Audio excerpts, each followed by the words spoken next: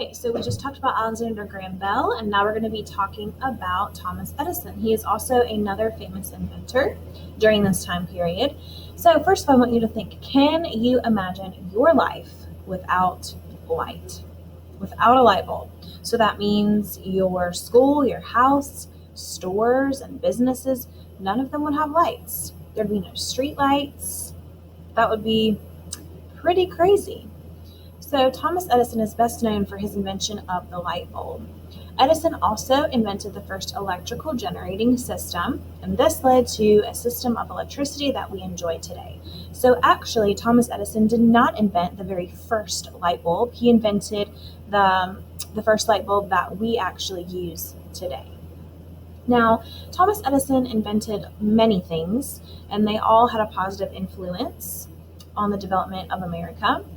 He invented something called the phonograph, which is this right here, and that was used for playing music.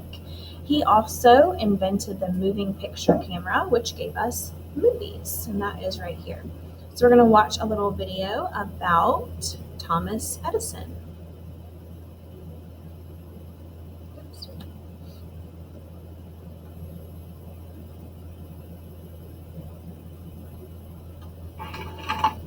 Dear Tim and Moby, can you do a movie about Thomas Edison? I think it would be very interesting. From Caitlin. Actually, Moby and I are visiting Thomas Edison's laboratory today. See, look, here's a design for the incandescent light bulb. And here's his phonograph, the very first record player. And hey, what the heck is this? You know this guy?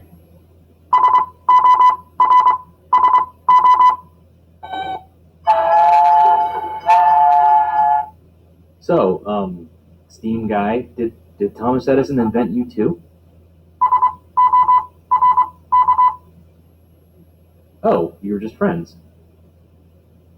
Well, do you want to help us tell Mr. Edison's story? All right then. Thomas Alva Edison was born in 1847 and spent most of his childhood in Port Huron, Michigan. He wasn't a star student. In fact, he had only 12 weeks of formal schooling. Well, he was kind of hyperactive, and he asked a lot of questions. It frustrated his teachers, so his mom decided to pull him out of school and teach him at home. By the time he was 12, Edison had devoured most of the books in his local library, and even started his own business. Port Huron was a big railroad town, and young Edison sold fruits, vegetables, candy, and newspapers to train passengers. Later, as a teenager, Edison left home to become a telegraph operator. Oh, the telegraph was sort of like a primitive telephone or radio. People used it to send and receive messages over long distances. But the telegraph couldn't transmit voices. Instead, people communicated with a system of electrical pulses. It sounded kind of like... Exactly. Anyway, many of Edison's early inventions were improvements to the telegraph. In 1874, the Western Union Company paid him $10,000 for a new telegraph that could handle 4 separate signals at the same time. Edison used the money to set up his own laboratory in Menlo Park, New Jersey, where he could spend his time developing new technologies. He hired some assistants and worked around the clock trying out new ideas. Well, of course it looks familiar. We're standing inside it right now. Edison's first big success came in 1877 when he invented the phonograph. No, it wasn't that sophisticated. In fact, it recorded sound on wax cylinders covered with tinfoil. It wasn't perfect, but it was still way ahead of its time. And you can still play these old Edison cylinders today.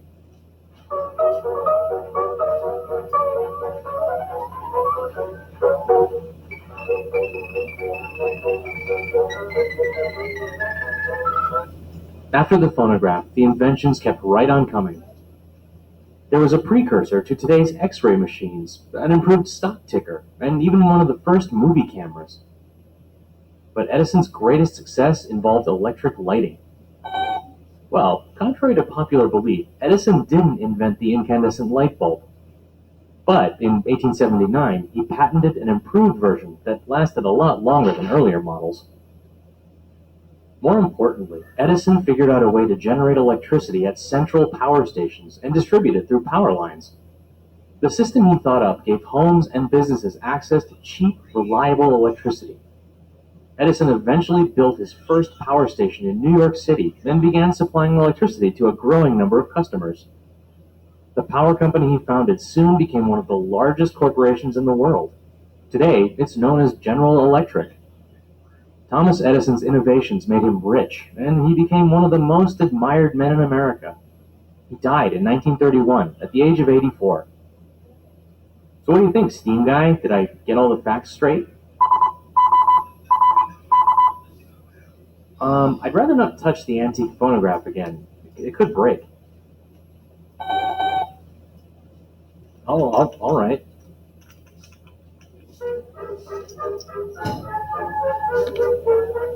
Wow, this is super weird.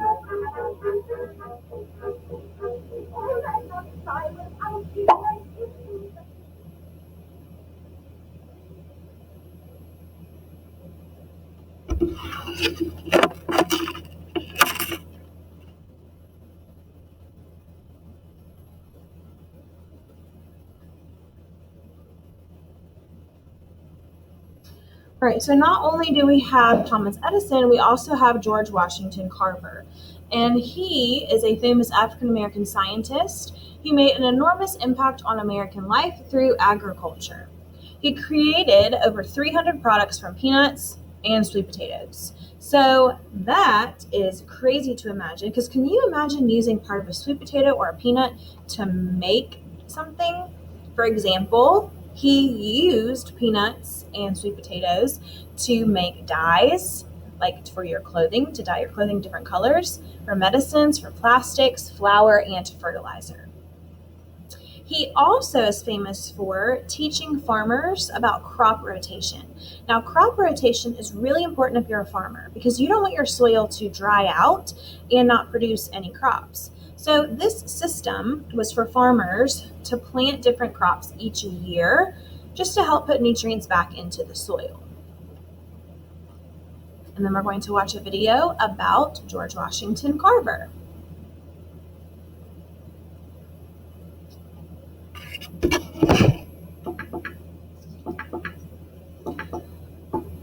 Hey, where'd you get that? You made it yourself? No way. Dear Tim and Moby, I heard about this guy who invented a million things with peanuts. Can you tell me about him? Curious, Eddie. George Washington Carver did some pretty amazing things with peanuts. During his career, he used them to create over 300 distinct products. But Carver's rise to fame as the Peanut Man is only a small part of his story. He was an agricultural scientist studying how soil chemistry affects crop yields, but he didn't just stay in the lab. He persuaded farmers around the country to adopt more scientific practices, and that makes him one of the most influential scientists of his day. His achievements are all the more impressive given the struggles he faced as an African American. Carver was born into slavery in Missouri during the Civil War. His father died before he was born. Shortly after that, slave traders kidnapped his mother from the plantation. So the owners, Moses and Susan Carver, raised George themselves. As a child, Carver struggled with illness. Stuck indoors, he developed a close connection to Susan Carver. She taught him about herbal medicines, and young George quickly became fascinated with plants. His obsession grew into expertise. Neighbors began calling him the plant doctor. They came to him for advice on caring for the health of their gardens. Farmers were in awe of Carver's intellect and knowledge. But despite his brilliance, he was barred from attending the local school. Slavery had ended with the Civil War, but life in the post-war South was defined by segregation, the forced separation of races. African Americans were often mistreated and not given the same opportunities as white people. In his teens, George left home in search of a formal education. He landed at Iowa State Agricultural College, where he was the first African American student. He majored in botany. No, it's the study of plants. He earned his master's degree at Iowa and grew into a respected academic. That caught the attention of Booker T. Washington. Washington was the leader of the Tuskegee Institute, one of America's first black colleges. He invited Carver to head the agricultural department at Tuskegee. Even though the position paid far less, Carver took the job. He was excited to mentor African American students. Carver also hoped his work could help farmers across the rural South. At the time, cotton was the main crop in the southern United States. It requires huge amounts of nitrogen to grow properly. Growing cotton year after year was draining the soil of the nutrient. Eventually, the fields couldn't grow much of anything. In response, Carver promoted the idea of crop rotation. He urged farmers to alternate their crops each growing season. Swapping in something like sweet potatoes kept the soil healthy. It prevented nitrogen depletion and led to a more diverse yield. Crop rotation had been around for centuries, but Carver helped refine it to a science. He conducted a series of experiments to figure out which plants had the strongest nitrogen-fixing properties. That is, which ones restored the most nitrogen to the soil. Two crops stood out, soybeans and peanuts. To help share his discoveries, Carver came up with the Jessup wagon. It was an agricultural classroom on wheels. Carver taught farmers throughout the South about soil nutrition. By swapping in soybeans, peanuts, and sweet potatoes, they were able to keep growing cotton. There was just one little problem. Farmers weren't sure what to do with all those peanuts. Since peanuts weren't very widely used, farmers couldn't make much money from them. To boost demand, Carver developed hundreds of peanut-based products. Items like soap, paper, shaving cream, lotion, flour, and insulation. In a few years, the peanut market was booming. Carver didn't stop there. He also came up with new uses for sweet potatoes, like shoe polish and rope. Carver's inventiveness earned the admiration of world leaders and his fellow scientists. He helped auto manufacturer Henry Ford create... no. They collaborated to create a peanut-based replacement for rubber. Yeah, Carver's resourcefulness was an inspiration to millions of people. He improved the lives of farmers and boosted the southern economy. Some even say he saved it. It's not a sports drink. You just poured peanut oil in a bottle. Don't be a goober. Alright, so that was our brother, George Washington Carver. So the last few inventors that we have are actually brothers, and they are known as the Wright brothers. In 1903, Orville and Wilbur Wright made the first powered flight in an airplane, and they built themselves, and they did this in Kitty Hawk, North Carolina. And you will need to know about Kitty Hawk. So Kitty Hawk was in North Carolina. Although their flight only lasted 12 seconds, it impacted American life, and it was incredible.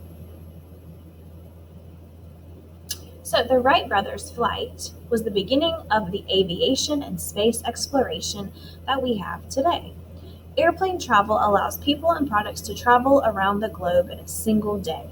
So as you can see, they had a major impact on how we travel. And again, their invention also was a lot of people kind of worked on their invention and made it better. They made improvements to it and things like that. So we're going to watch our last video about the Wright brothers on Brain Pop.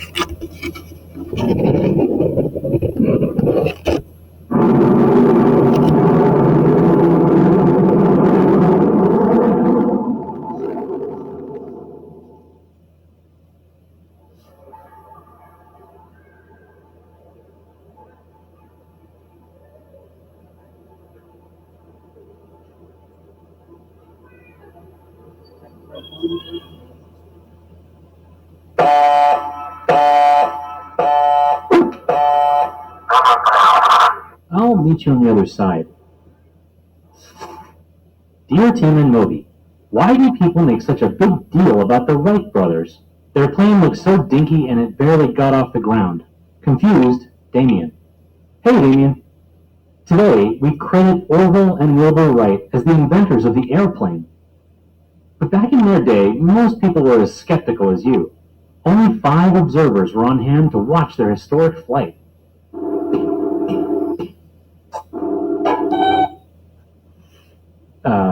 On December 17th, 1903, the Wright Flyer flew for 12 seconds, covering 120 feet. The brothers took turns piloting until they made it nearly 1,000 feet.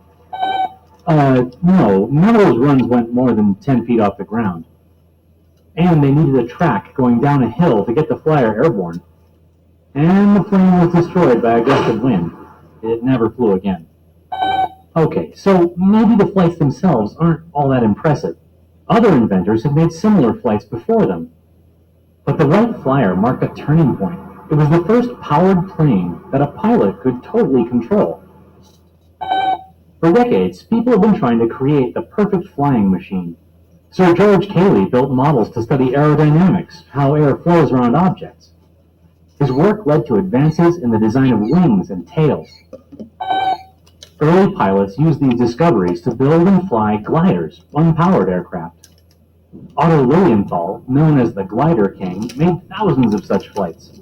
He would leap from high places to capture wind currents. Then shift his weight around to change direction and stay level.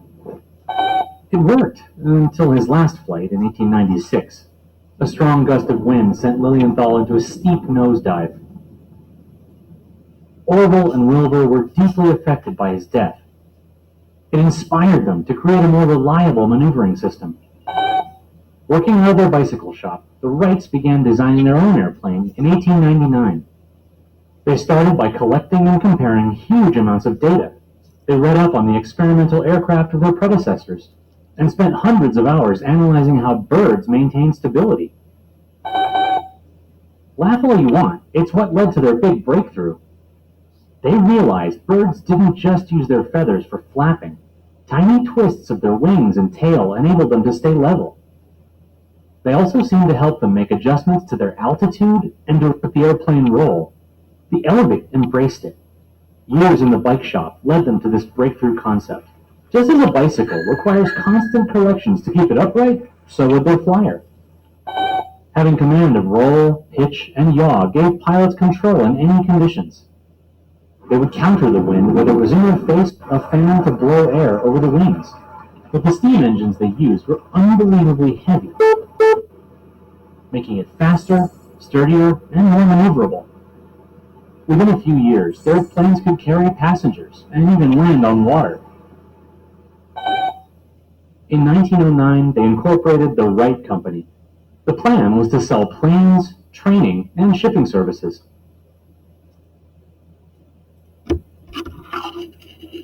So, as you can see, the Wright brothers definitely used some ideas from other inventors, and they improved their own invention, because the first time they invented an airplane, it only flew for 12 seconds. And we know that's definitely not how it is today. And they had to work very hard in order to get the airplane to allow it to be safe enough for passengers to fly on. All right. So now what you guys are going to be working on is in your Google Classroom, you are going to be given all the inventors' names that we talked about today, along with some of their inventions and maybe how it improved or affected American life, and you're going to match them up. So that's what you're going to be doing and turning in today.